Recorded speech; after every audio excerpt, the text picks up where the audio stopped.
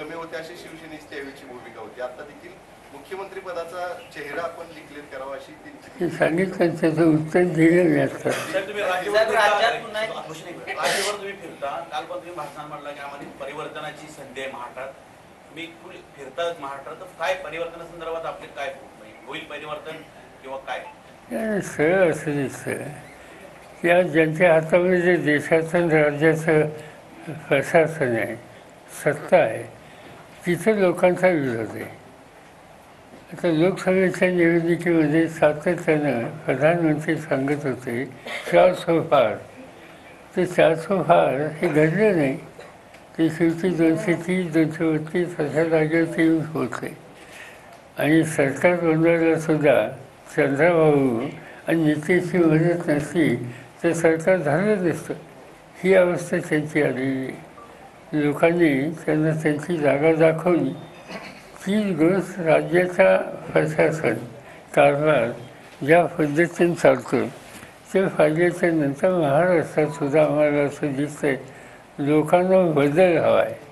आता तो बदल हवा असेल तर आमची जबाबदारी आहे की आम्ही जे एकत्र आलेलो आहोत, एकीचं दर्शन दाखवेल, कार्यक्रम लोकांच्या समोर दाखवतील आणि निवडणुकीमध्ये परिवर्तनाला प्रतिसाद देण्याच्यासाठी आम्ही सगळे मिळून एकत्र कष्ट करू याची आज आवश्यकता आहे आणि आम्ही त्या रस्त्याने चाललेलो. उमेदवारांची चणचण भासत होती. आताच्या निवडणुकीत काय चित्र आहे? कारण अनेक जण इच्छुकांच्या रांगा आपल्याकडे लागलेल्या आहेत, म्हणजे महाविकास आघाडी. मागच्या वेळेस सुद्धा चणचण नव्हती आणि आत्ताही चणचण नाही. फक्त एकच आहे की आम्ही आता मागच्या वेळची निवडणूक केंद्राची होती आणि केंद्राच्या निवडणुकीचं एक वेगळंच चित्र मागच्या वेळी होतं.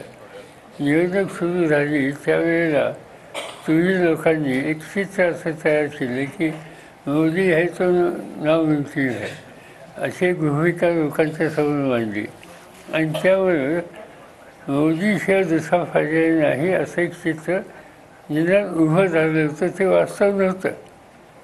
आज तशी स्थिती नाही. नितीश कुमार आणि चंद्रबाबूंना आपल्याकडे खेचण्याचा नितीश कुमार काय प्रयत्न सुरू आहेत का किंवा येणाऱ्या राज्याच्या इलेक्शन नंतर त्याला गती प्राप्त होईल? असं आहे की हे दोघंही अनेक वर्ष सार्वजनिक जीवनात काम करणारे नेते आहेत. त्यामुळे त्यांना खेचणं वगैरे हे काही शक्य नाही.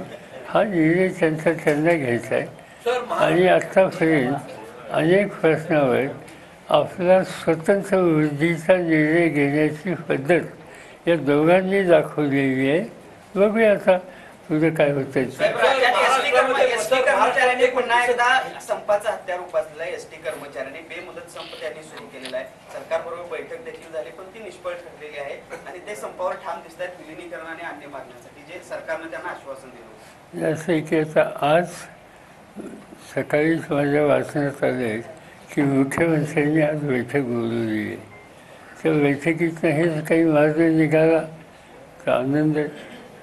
एस टी कामगारांची जी मागणी आहे त्याच्याबद्दल राज्य सरकारने सहानुभूतीपूर्वक निर्णय घ्यावा, त्याच्यात मदत त्यांना करावी.